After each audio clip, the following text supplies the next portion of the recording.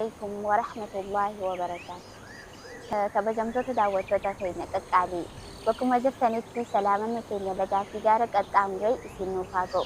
Mee duraan dursee baga baatii kabajamtuu baatii ramadaanaa tanaan isin gahee sooma keessan arraan gahattan arraan gahanne walumaanii isin jecha atiin soomantu kun waa meeqarraa if qabdee fedhii lubbuutii fi waan garaagaraa waan duree soomana dura gooturraa illee diluma xixiqqoorraa illee if qabdee gisee rabbiif jettee soomantu.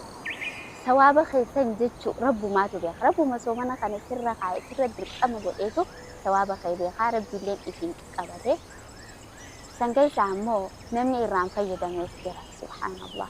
Rabbi warra san irraan godhinni isin ga'a. Maaliin jechuu barbaade ni beektani? Keessattuu yaa dubartoota kana shamarran ni beekna ga'a. Haala jiruu fi hojii mana keessaatis walumaan beekna. Sooma kana akka gisee soomanni seene wanti soomanni kun seenuuf mana keenya ari'oonfachuu nyaata duriin hin goranne nyaata bobtureedhaa gorachuu keessattuu baay'inni nyaataa fa'aa kasoomanaan duraa yookiin kasoomana keessaa dhiisi gaafonni maa waan beekamaadha. Garuu haa ta'u rabbiin dandeettii siif kennee akkasi godhachuu dandeessee waan qabdurraa yoo rakkataaf kennite nyaata mana keessa nyaatu gosa hundarraa akkasi qopheeffattee yoo nyaattes yoo ibaadaan ta'e jiraatte waa hunda akkasii yoo godhatte yaa maasha Allah. Wallahi wani si daangeessin jiru ammallee itti si faayidoomsin jaa yoo garuu ammoo qabeenyas qabaattee akkasi nyaachus akkasitti uffachuus akkasi qopheeffachuus rabbiin si laafise garuu soomanni ka'e bakka takkaa dhibuu salaata gisee irratti kan salaanne yoo ta'e xiqqaa keenyaaf yoo rahmatan goone kanurra guddaa yoo nuuf hin kabajne maaliif soomanna duba obboleessa kiyya obboleetiiti keessattuu dubartootaan jee akkumaan dura ibsuuf jedhatti nyaata qopheessuu fi nyaachisuu fi nyaachuun illeen osuma jiru ibaadaan rabbiitis keessa haa jiraatu keessattuu salaata yeroo irratti eeggachuu wallahi tana dubartootaa fi dhiira waan hin adda baasuu hin qabu maaliif gama dubartootaatiin hojiidhaatu biizii godha yoo jenne gama dhiiraatiinis eega hiraaba nyaatanii rafan nama asirriifaa furuma faadhaaf irribaa ka'utu jira. Obboleessa kee sirraan barbaachisu nurraa illee hin tolu haala muslimaatillee miti kun yeroo salaataa osuma raftuu san kaatee salaattee jidduunis qur'aana qaraatee zikris godhachaa maaliif baatiin tun sii dhufte jijjiirama baatii duriinirraa maaliif adda taatee dhufte atis keessatti fayyadamuu qabda bar yoo beekte wallahi gadi lallaalle malee irra baay'een ummata keenyaa kun osoo nuti hundi rabbiif mee parsentuma 50 dhibballee hin jedhu parsentuma 50 namni hundi gama rabbii deebi'ee qaaluma isaa keessaa parsentuma 50 osoo goone wallahi rabbii waa hunda nuuf godha. Dhaamsa tokkoon qaba. Rabbii keetitti giseenii fi iyyattu dhuguma akka rabbii waan san sii qeebalu sirriitti yaqiinfadhu dhugoonfadhu rabbiin khiyaanaaf qeebalaa waan kana jedhiitiin itti amani.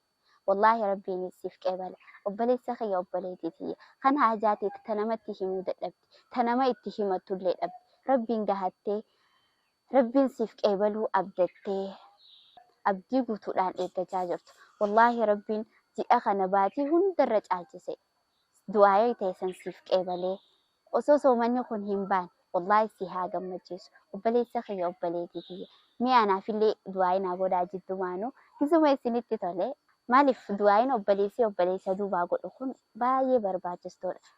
Maaliif hin jaane beektani? Gisee ati du'aayii naaf gootu yookaan gisee nii fi an du'aayii siif godhu ani ilma namaati niin dogongorsa. Garuu giseen du'aayii siif godhu san malaayikaan ta hojii rabbiin irra kaa'e malee waan biraa hin hojjenne san tan hin nyaanne tan hin dhugne ta ajaja rabbii malee waan biraa hin hojjenne san atiifillee rabbi si haa godhu siin jette siif kadhatti. Maasha Allah. Ati tarii ilma namaati bar sababaa diliteetiitiin du'aayin san sirraa gad deebi'uu malti garuu nama hojiin isaa guutuun ajajuma rabbii qofa ta'e malaayikaa warra rabbitti dhiyaatu akka malaayikaan san du'aayii anaa fi isiniifillee gootu ni barbaadna miti eeyyan ni barbaadna anillee ni barbaada gama dhaamsa kiyyaa kaniin dura jalqabeetti yoo nifin deebi'u dubartoonni keenya baatii tanarraa fayyadamuu qabna. Maaliif jennaan namuu haajaa qabna, namuu hawwii qabna, namuu galma qabna bakka ga'uu barbaadnu geenya. Baatiin tun dhuftee osoo irraan fayyadamne akka nuun dabarre anaa fi atiifis dhaamsa keenya. Maaliif hin jaane beektani? Du'aa'iin tun waa meeqa sirraa deebisti? Waa sadii sirraa deebisti. Takka yooni fi siiqee balamte yoo du'aa isa siiqee balamte ammumatti waan san argatte maasha Allah taate takka ammoo balaa sitti as deemtu taate firraa quban qabne sirraa deeffamti. Ta sadaffaa ammoo guyyaanii fi nam tokko lubbuun takka lubbuu takkaaf hin rifanne guyyaa haatinu maalayyaa haati si dhalte tata sirra kattee si deesse'u yaa rabbi lubbumatii yaanna baasi jettee si dheessitu guyyaa qiyaamaa guyyaa aduun akkasi nama gadhiyaatu san yaa subhaanallah guyyaa san du'aayin teessan ta'ati addunyaarra kadhachuu turte achi sii qeebalamtee si cinaa dhaabbatti.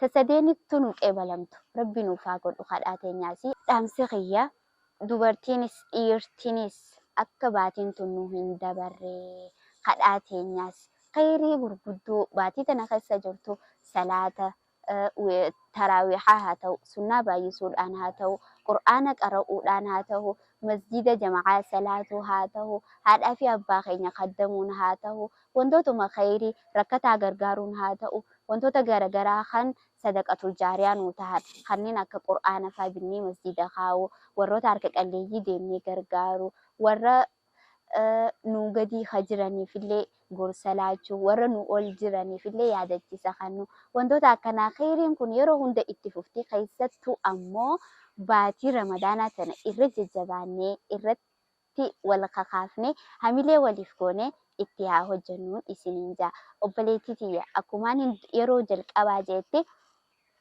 soomni ni jira eeyyanni soomantaa sa'aatii takka qooddee qur'aanaaf gatteessee qur'aanan qaraatu zikriin godha jettee barnaamijni ati baafatte yookaan sagantaan ati baafatte takka illee hin jirtu garuu immoo sagantaa aftira gootu sagantaa nyaata har'a qopheessitu kan har'a waan akkanaatiin godha kana qopheeffatte san qopheeffatta subhaanallah ukhtii tiyya qaalii osuma hojjechuunis jiru khayrii ji'a kanaa akka nuun dabarree jechuu barbaadeeti naafuu badhaagaa yeroon irra deddeebi'ee waan kana jedhu dubartoota keenyaaf wanniin dhaamsa kana dhaamuuf irra baay'ee warroonni hojiin illeen itti baay'atu numa warroonni waa hedduu harkaa qabus warroonni waan hedduu tolchuu fi balleessus numa waan ta'eef dhaamsa kana yooniin har'a waaniin irraa hubadhe kanarraa isiniif hin dhaamne anis guyyaa biraatti gaafatamuu mala guyyaa rabbiin kiyya na gaafatu akkan deebisaa hin dhabneef je'eeti maaliif baatii tana amma keessa seenne kunoo soomanii fuulaachi garagala ni dhufanii kuta garuu kan irraa fayyadamu hin jiru nama irraa fayyadamu sanirraa nu haa godhu anaa fi isinilleedha namoota hunda kana keessaa namni tokko yoo dhaamsa kiyya kana dhagahee yaadate waanuma dureen beekusa yaadate itti fayyadame anis wanni hanga sirra nama gammachiisu hin jiru maaliif irra caalaan warroonni khayrii asirraa dabarsu kun daa'iiwwan keenyaa fi warroota dhaamsa babbareedaa sooshaal miidiyaa kanarraa nu dabarsan haa galatoomanii umrii isaanii rabbi nuuf haa dheeressu mee ilaala sheerii fi laayikii fi kanallee godhaa yoo nufi jechuu baatan dhaamsi isaan achirraa dabarsan saniitu qalbii teenya tana nu tuqee wanta silaa nama kaanii goonu san goonee fi sheer waliif godhuu jechuun obboleessaa kee obboleettii ta'e taquban qabaanneef dabarsitee khayrii fi qooddattee kana isiin dhageessee irraa fayyadamuu malti innis dhagee irraa fayyadamuu mala kanumaa fi baatii kana keessaa waan takka kaayyadhaa maaliin innis ni beeytanii sagantaa takka baafadhaa sagantaan sanis akkaataa itti du'aa'ii itti godhattan waan kadhachuu feetan waan rabbirraa arkachuu barbaadan san barreeffadhaati lafa kaayyadhaa yeroo itti aanutti akka qeebaltii waan sanii shuuritti arkattu yaqiinfadhuuti wallaahi kadhadhu mee rabbii keenya haa kadhannu rabbii waan kana naaf qeebala jennee itti amannee haa kadhannu atis akkasi kadhadhu anis akkasittiin kadhadhu sinilleen akka rabbiin naaf qeebalu asumaan du'aayii naaf godhaa yeroo isin du'aayii teessan haajaa teessan rabbitti himattan dhuguma an isin hin arku an isin quba hin qabu garuu rabbiin itti isin himattan san ana na arka ani immoo bakkaan jiru du'aayii teessan san akka rabbiin isiniif qeebalu du'aayiin isiniif godhaa isinilleen akka du'aayii tiyyasan rabbiin naaf qeebalu du'aayii naaf godhaan isiniin ja'a sooma kanarraa haa fayyadamnu khayrii hundarraa irraa haa qooddannu xumura irratti wanniin jedhu namoonni sooshaal miidiyaa fayyadamtan kan dhaamsota garagaraa dabarsuu dandeessan maaliif idda waan biraa maalaa yaa'anii waan hin taane asirratti gadhiistan kana maal qaba osoonii fi waan rabbii takka qabattanii dhaamsa tokko asirraa dabarsitan hadiisuma takka illee maanta asirraa dabarsatan maaliif tatteessaniin isiniin jechuu barbaada. Warroonni dabarsaa jirtan ammoo jazaakumullahu khayran jabaadhaa itti fufaan isiniin jaa. Sagantaa kiyya kana egaa jalqabarraa kaatanii hanga xumuraatti na waliin turuu keessan abdiin qaba. Namoota biraan akka geessanillee akkumaan dura jee abdiin qabaa. Ammas sagantaa biraatiin hanga walitti deebinutti sagantaa gama toora miidiyaa keenyaa kanaan isiniif dabartu kallattii hundaanuu hordofaan isiniin ja'a. Manni barumsaa keenyallee miidiyaa mataasaa qaba. Ni beektan karaa hedduudhaan hordofaa turtanii arras immoo karaa kanaan isinii deebinee jira. Kun Bilaal miidiyaa maqaa isaatiin bannee karaa keessaniin karaa yuutuubaa, teelegiraamaa, tiktookaa akkasumallee sooshaal miidiyaa karoota kamiinuu dhaamsota keenya kan asirraa dabran musliimoota addunyaa kana hundarra jiraniif carraa bareedaa kana isiniif uumneeti jirra. Isiniin ja'a manni barumsaa keenya. Nuti kunoo barattoota keenyaan eegallee jirra. Barsiisonni keenyallee kanneen dhaamsaa sirraan isiniif dabarsan baay'een isaanii jiru. Isinis daawwattoonni keenya irraa fayyadamaa. Dhaamsa gara miidiyaa keenyaatiin dabrurraa fayyadamaa. Namoota hedduu biraa akka nu dhaqqabus nuuf godhaa isiniin jenna. Ani har'aaf gama kiyyaan xumuradheetiin jira. Sagantaa miidiyaa keenyaa kan hafanii wajjin turtii gaarii. Wassalaamu alaikum warahmatullaahi wabarakaatu.